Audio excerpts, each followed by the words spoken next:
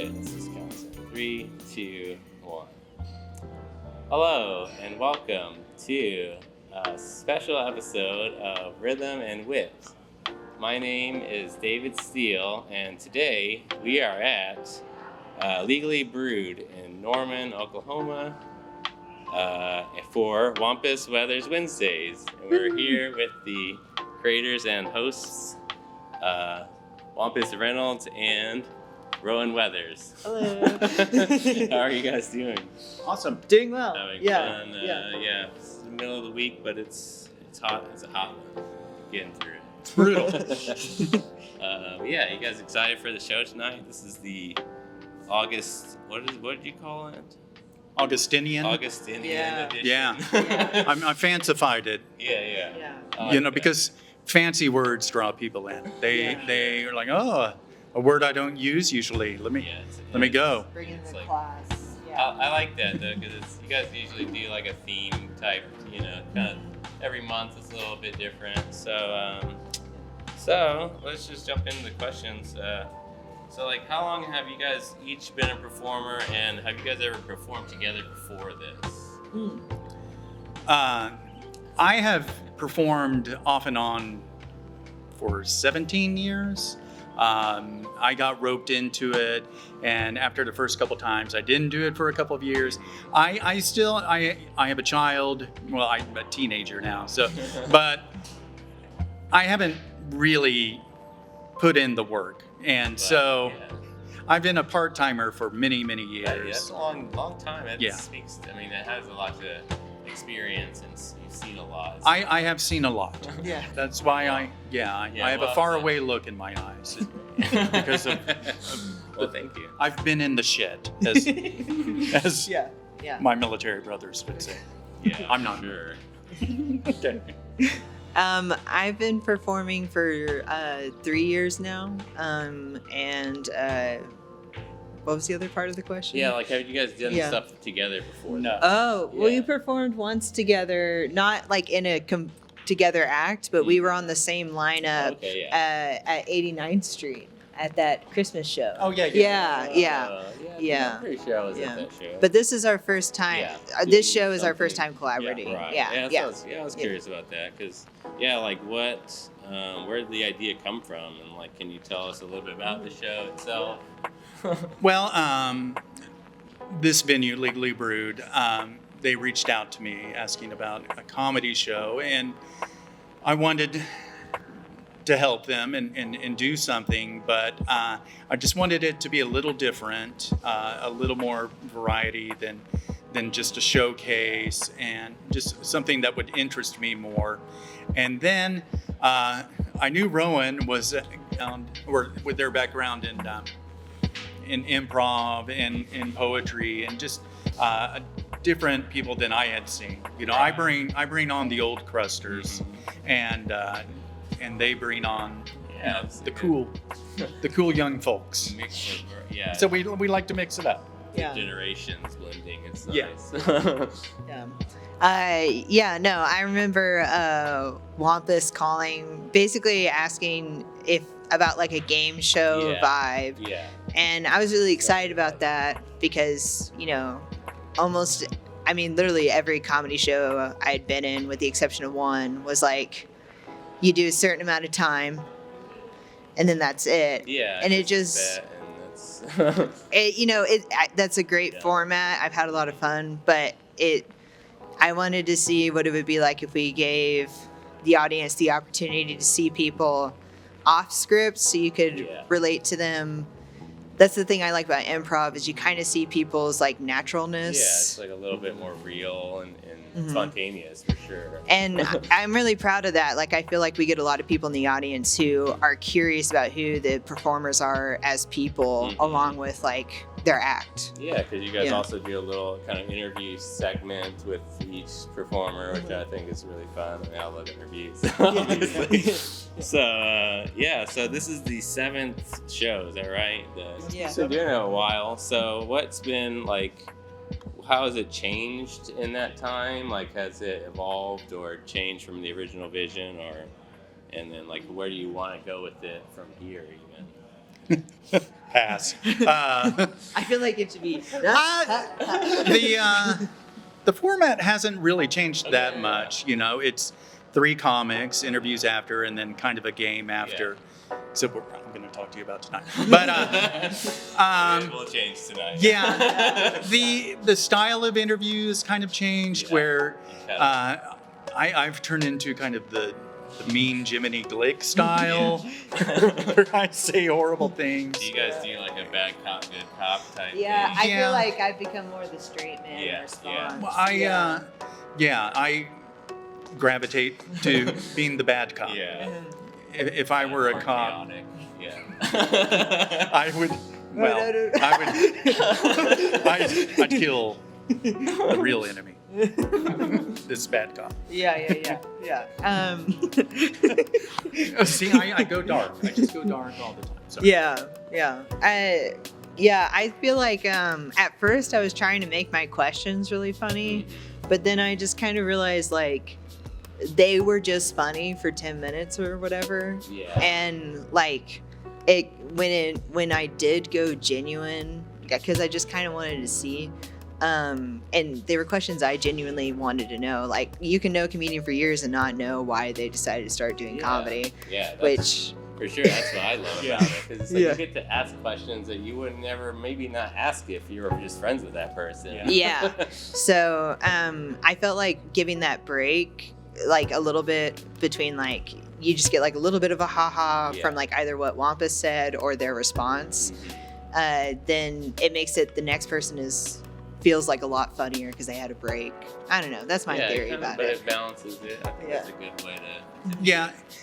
And when we started it, the idea was to kind of put it in like Hollywood red carpet and then kind of put him in the situation like, oh, you know, last time you were in a Dolce & Gabbana dress. But the thing is, I just don't know that world. You know, I avoid it. Like, we touch way too much grass. Yeah. So it's just, you know, you joke about what you know, and I just don't know that style to really dig at it. Cool. Yeah. No, but you have to make it your own, because that's a good thing to start off with, and that's why I think it's interesting to see. Like I said, I think I was at maybe the second or third one, and I haven't been back, so I'm curious to see how it's changed, you know, just from what I remember, and I'm sure it's, you know, you even shift slightly in each time, and you kind of learn how to ask a question a little bit better, or, you know, I think that's really cool. So, and it's great to see, because it takes a long time to evolve something like that, so hopefully you can keep it going and make it even better, and just keep doing this every month. I mean, I think it's a great thing for Norman, having a free comedy show every month.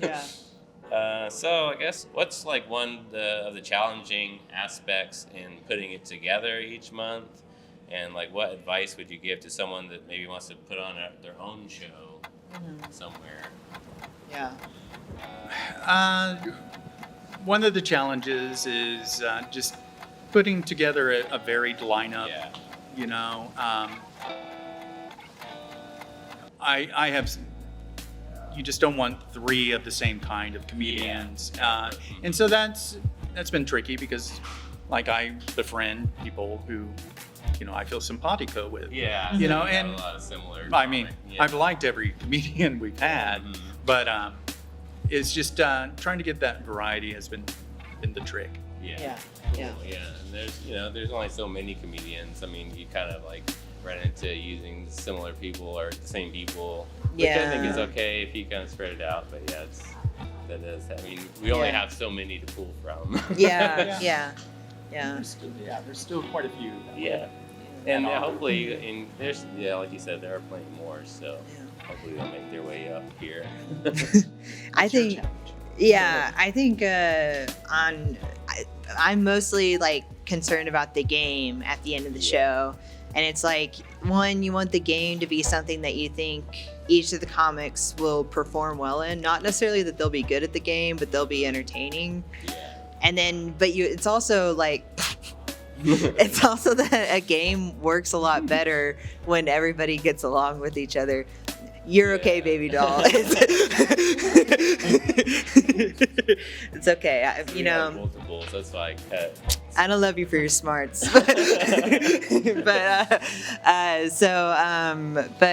anyhow, like that's for sure. you want to get like 3 people that get along, but also are entertaining with the game, and then they also have different types of sets earlier in the show. It's very tricky. And if it's a game that relies on them knowing each other, that's even more like, so it's, you're kind of like stalking people's like Instagram. It's being like, who's friends with each other? Like who's hanging out? That's kind of interesting. Can you find those connections? It's like maybe these people work together on the show together. Yeah. Probably run in the same circles at least. Yeah. I mean, we all kind of know of each other at least. Yeah. So that's cool. Yeah. So any advice for anyone maybe that is looking to do this? I mean, would you like, I don't know, how would you suggest someone that maybe wants to put on a monthly showcase? How would you go about it, or do you suggest? That's a good question because they came to me. Right, yeah. But no, I've approached other people. I've done shows. Just be clear, communicate what the show is, and make sure they know who you are and why this would be a good thing for everybody. I think, or maybe I just thought of like coming up with a unique idea like you guys have. Yeah, I would say like anytime you felt a thing where it's like, man, I wish we had that here, but we live in Oklahoma. It's like, well, you can make that happen here if you just do the work. So,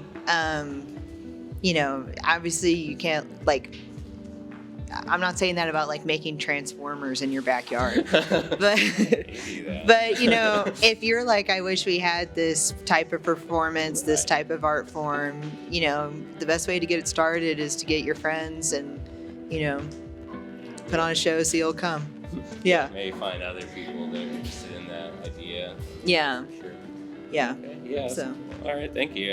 So where can people find you guys and like follow you online and find out where they can see you next? Wampus Reynolds on the socials, all but X because fuck that guy. We don't do that. Yeah. For comedy, it's pretty much just at Jester Rowan on Instagram. I would use other things, but I'm a busy bee. Yeah, so that's good. You have a localized place so people can see your upcoming shows. And you can find out about her medieval fair activities. Oh, yeah. What? It's a Jester. Oh, yeah. Like Yeah. I like it. I always like that thing about your Instagram handle. I think I told you that. Yeah. It's just kind of you know exactly what it is. I just like getting up to tomfoolery. So, It's fun. All right. Well, thanks, y'all. We're excited about the show. So, that's it. Cool. Thank you.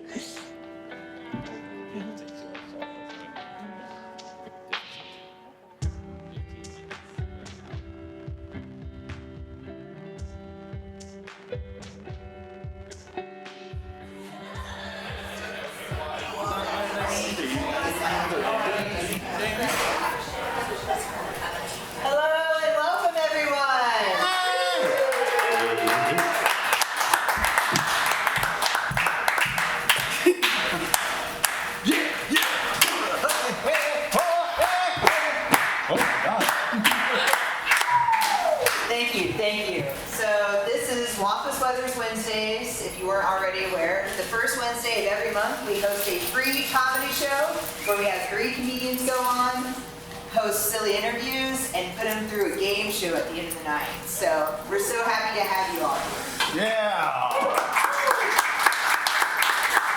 And I'm Wampus Reynolds. And I am Rowan Weathers. Wampus Weathers. That's why it's called that. Tonight we have 3 lovely comedians for you. Our first comedian of the night is HEATH HUFFMAN. Yeah, let's just bring him on. How about that? Look, he's not ready. Big surprise for everybody. Big hand for Heath.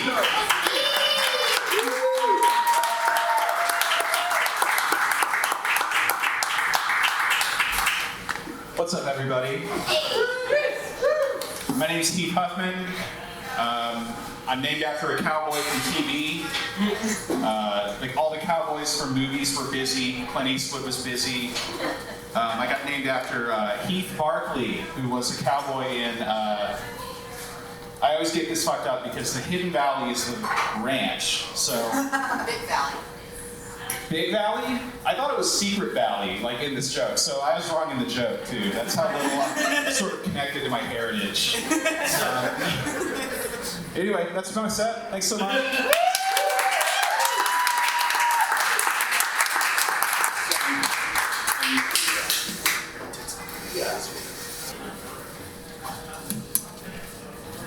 Heath Huffman, everybody. Heath.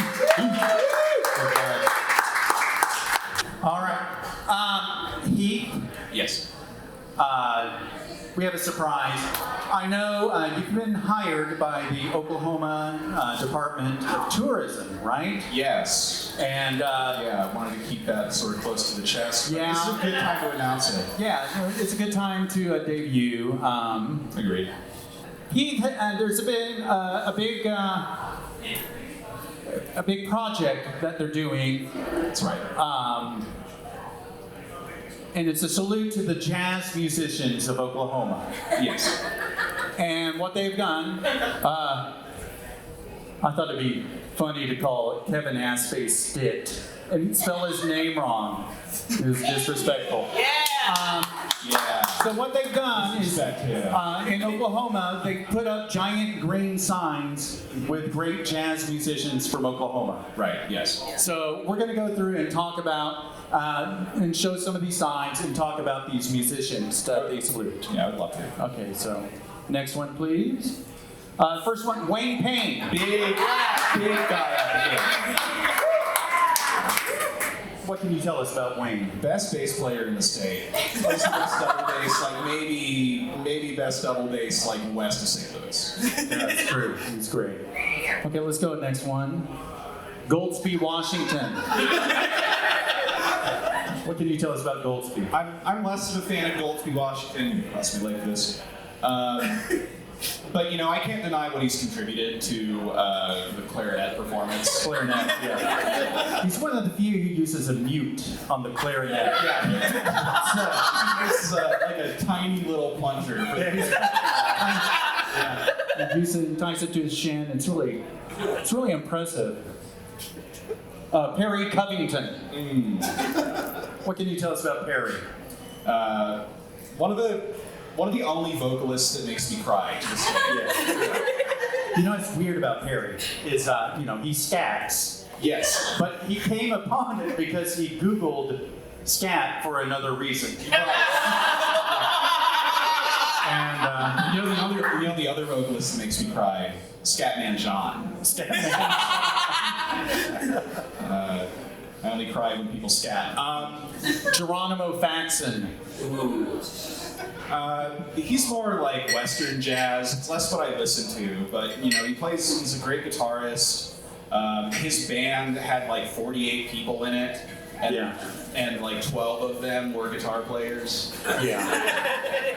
And that live album he did, there were too many inside jokes about Monterey and Salinas and different coastal towns, Carmel. Yeah. Yeah, If you're not part of Faxon Nation, you're not gonna have as much fun. just skip the banter on that album. Hinton Anadarko. I really like his stuff. Yeah, Hinton Anadarko plays a really great jaw harp. And I know that that's a pretty simple instrument. It's a high floor and an even higher ceiling, the jaw harp. You can hear if people have it if you hear them play the jaw harp or not. You know if they have chops. No hiding it. Eric Sweetwater. Interesting guy. Eric Sweetwater, he spent a lot of time in the North, if I remember correctly. Like the early part of his career, he spent drumming in, Des Moines. Yeah. Which was a hotbed of some form of jazz. Yeah. Carter Mangum. Yeah. Carter Mangum. He's actually the brother of the Neutral Milk Hotel guy. Yeah, the Mangums are a very interesting Yeah. musical family. You know? Carter was the outgoing one of the two. He's played live 11 times. Oh, Foss Altus. Changed the trombone forever. On the year of 1941. Yeah. It was a shame he was shipped off to overseas Yeah, he was to play some more jazz. to play more jazz. So we couldn't hear it. But yeah, he was playing in Portugal. He sat out World War II. Boston, Portugal is one of my top 5 records. Yeah. Foss don't fight. That was his slogan. Oh, Gary Watanga. Didn't get enough credit in his day. No, Gary. He's one of the only professional ham boners in the entire genre. Yes. Thigh injury. Sideline injury. That's right. But before that, you know what his average ham bone solo time was? How long? 28 and a half minutes. 28. Average. And finally, we have the lovely Marietta Ryan. Gone too soon, Marietta Ryan. Yes. R.I.P. to Marietta Ryan. She sang in a tiny cowboy hat, and she yodeled. I loved that. Yeah, she brought something new to jazz. Yeah, That's the synthesizer. the synthesizer. All right. Well, so look around the state. All these salutes to jazz musicians will come around. All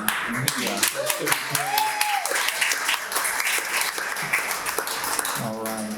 Thank you, Heath. You're so welcome.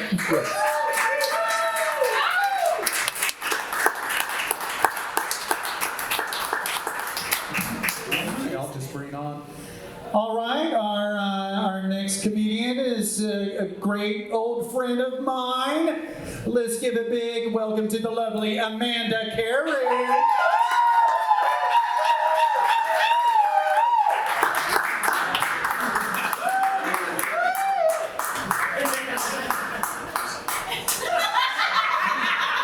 All around me are familiar faces. That's really fucking funny if you were like 20 in like 1984. So. Oh my god, how you guys doing tonight? I apologize for my hair. I did something really cute with it. I put a bunch of flips in it and like a whole bunch of spray. And I walked outside, my hair was just like, oh Jesus Christ. Oh fuck, go back inside. No, oh fuck. Oh my god, I think I'm gonna wrap it up there. My name's Amanda KERRI.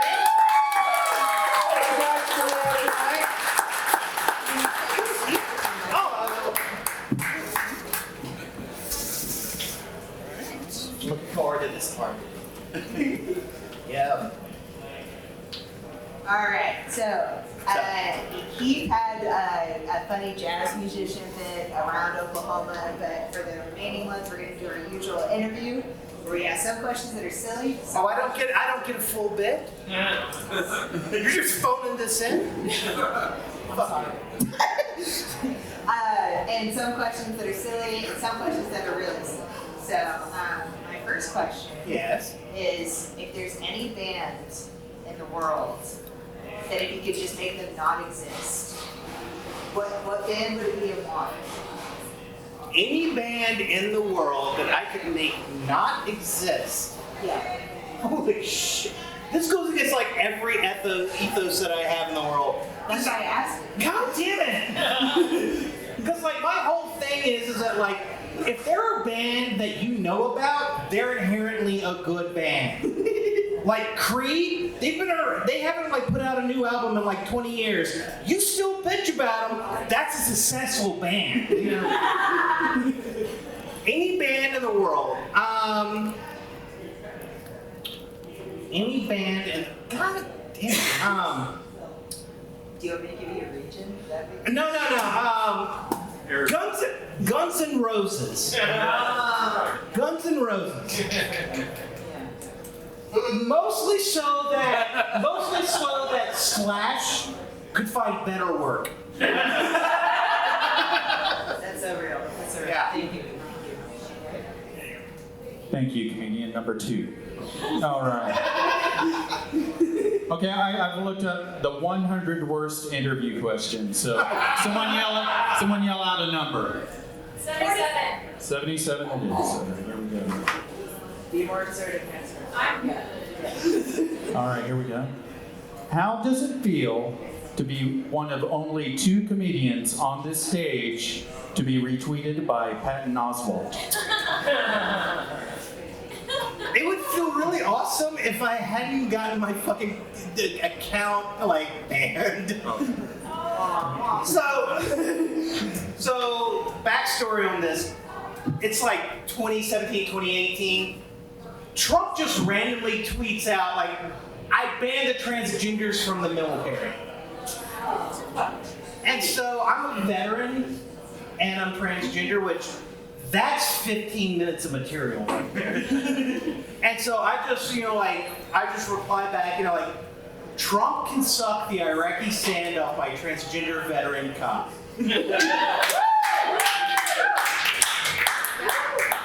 Patton Oswalt retweets me, Paul F. Tompkins.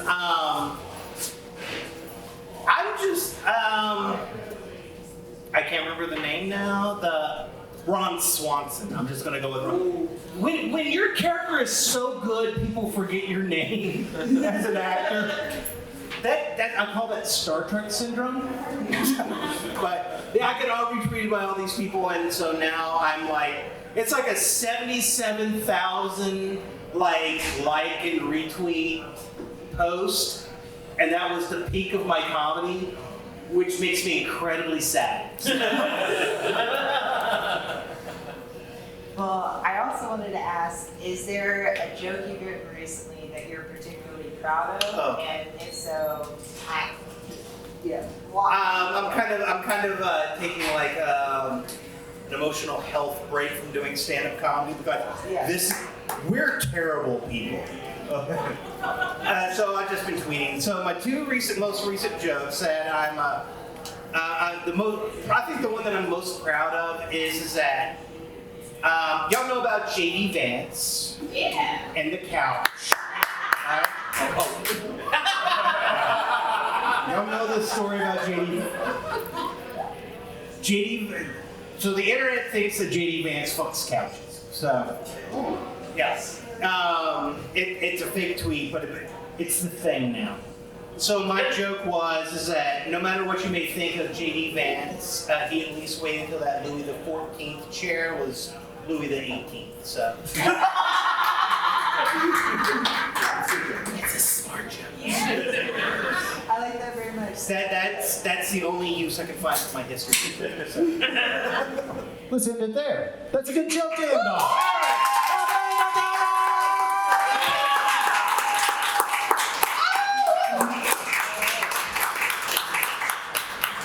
Next up to the stage, we have a vocal character, someone to have and to hold.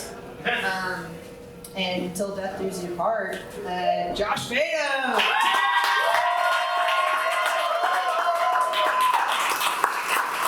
Thank you. What was that? 20. 20. Okay. I'll just see how it feels. Did I just get married? I don't know. You weren't sure? It says something about death do you part, and then Josh Fadem. I go, whoa. To the audience. Whoa, okay, guys. Let's try to get to know each other a little first. All right. Well, it seems like we just said we did. We do. So, okay, I guess we're get to know each other once. I guess we gotta consummate the thing. Is that okay? Wow, this is quite progressive. You and me, all of you and me. Okay. See how I'm taking this joke that happened here, and I'm running with it. Can't let it die. Can't let that go. You guys are on board with the joke too. What else happens when you get married? Thanks everyone. I'm Josh Fadem.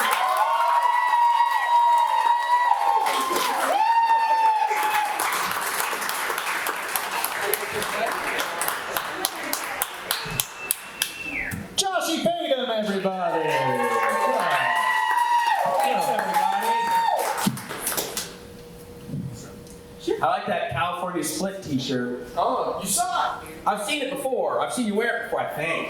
Well, I just spotted it now. I saw, if I know that reference, it's a Robert Dalton film. Yeah. So my first question, it's silly, it's fun. Yeah. If you were a drink, alcoholic or not, what drink would you be and why? Huh, questions like this, I don't know. I didn't know the question was coming. I didn't know how, I could, before you even asked the question, my register shut off, and I thought, I'm not going to be able to hear the question. Like, me not answering the question is my persona, not answering the question. So anyway, could you repeat the question? Yeah. If I would, it's an alcoholic drink, why? You could be any drink, alcoholic or non-alcoholic. And what would it be and why? You could go frappe, you could go craft beer. And you said this was a fun question? Yeah. You could go foam, no foam. Yeah. Remember Jolt Cola? Yeah, I probably would do, well, I just drink a lot of water. I mean, one time I drank too much water, so much water I put myself in the hospital. She remembers. Yeah, so I probably just drink water. Okay. But what kind of water is your follow-up question? Great follow-up question. I mean, there's all kinds of water. There's Arrowhead, there's Ozarka, there's Volvic. That sounds kind of like vulva, so that's fun. We'll just probably tap. But tap from where? Yeah. I don't know, Oklahoma City, I guess, because it reminded me of my grandparents. So, Yeah. Oklahoma, I'm glad we worked through that. It's kind of sad. It's because they drowned in Lake Stanley Draper. Yeah. Madison, come here. Madison has a question for you. Ask the question. This is embarrassing. I'm obsessed You don't with have to Harry do Potter. it. No, I'm going to. Okay, I'm glad that you're facing your embarrassment. I'm glad you're facing your fears. I'm Taking a sorry. risk. It's risky. It's risky to do something embarrassing. It's risky. 30 Rock is my favorite show of all time. I watch it all the time. What was it like being on that show? It was long enough ago that I knew it would be fun, but I was also very nervous, sincere answer, because I didn't have a lot of experience being on sets, especially sets that, kind of knew they were a big deal, which that was show, when I was on that show, it was already a hit show, and so it was like, if you're on the show, well, it's because you were chosen, and so it was intimidating, but it was fun too.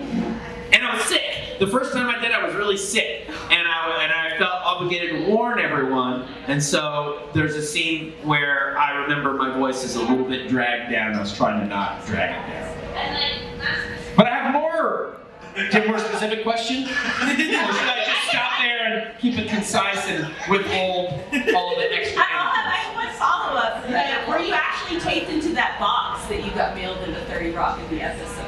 God, I don't remember. I'm genuinely, I watch this all the time. I think I got stepped into it, and then they covered the box, and then I popped out. It was great. Good job. Yeah, thank you. You're great at popping out that. Thank you.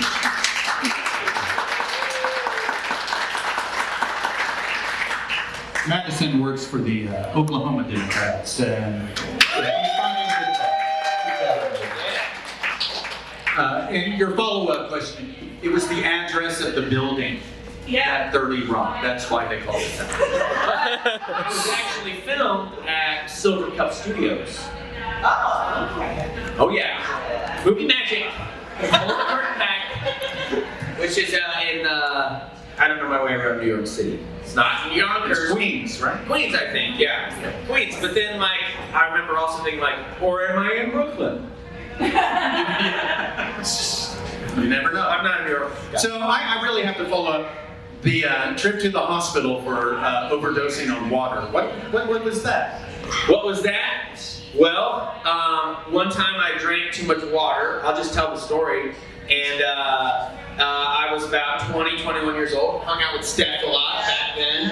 And I was house sitting. Red flag number one. Yep. That was the first fatal flaw. And I was dog sitting for a friend who was out of town, friend's uncle, and I was staying up all night on very early dial-up internet, just I-ing up a storm, and I remember I bought one of those 2.5 gallon tanks of Arrowhead, and I was just filling it up with a cup, drinking it. Water's good for you. It's good to drink a lot of water and stay hydrated. And I just thought I kept drinking it, and then I started to feel kind of sick, and I guess it was became about and listen, I'm 20, and I'm not so dumb now I'm not so dumb, but then I was. And so I just kept drinking the water, and I thought I'm just gonna drink extra water because that's extra healthy, and maybe if I finish this whole thing of water, then that means I win. And then I can tell people, I drank one of those whole things one night. So I had to pee a lot, and I got up to pee, and then I got up to go diarrhea water, and then I got up to go vomit water, and then I got back up to go pee, and then diarrhea and vomit, and it was all just kind of coming all out from every direction, and I was starting to feel pretty bad, and I was starting to think, uh-oh, and my head was starting to hurt, and my vision was starting to blur, and my lips and fingertips were going numb, and I was thinking, uh-oh, this is bad. And the dogs sitting were like, you don't look so good. And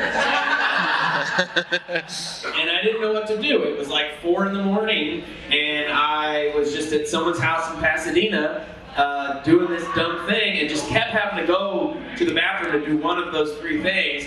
And I tried to just rest, and you can't drink water to make it go away. And so I didn't know what to do. I called, and also there's no WebMD.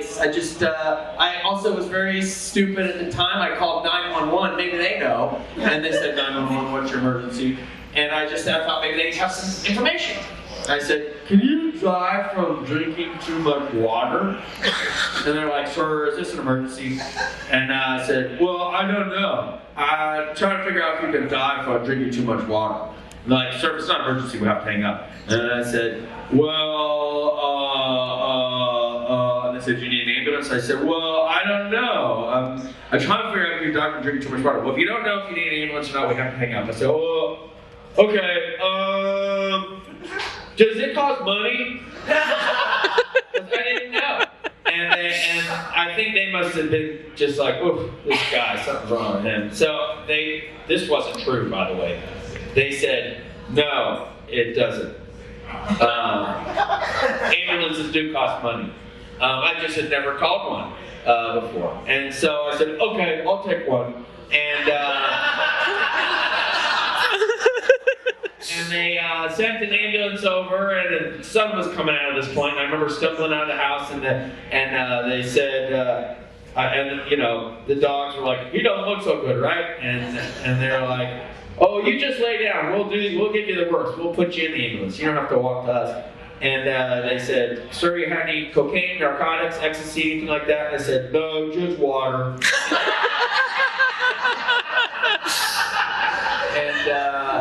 And then I remember going to the hospital. They gave me a potassium and sodium drip because I flooded my system of electrolytes, and I just passed out because I was tired. And then I woke up a few hours later, and boy, I had to pee. And so I stumbled my way to the bathroom with the IV, and they were like, "Uh-oh, somebody got to pee?" Why?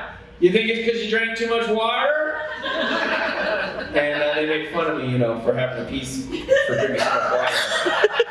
And man, because it hurt, I had to pee bad. And then the doctor, when he was, charging me, he was like, yeah.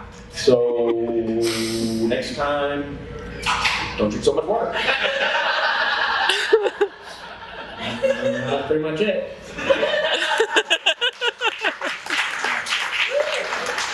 We're all water. We ought to move like water because we're all water. Josh Fadem, everybody. We're going to take a short break. 10 minutes.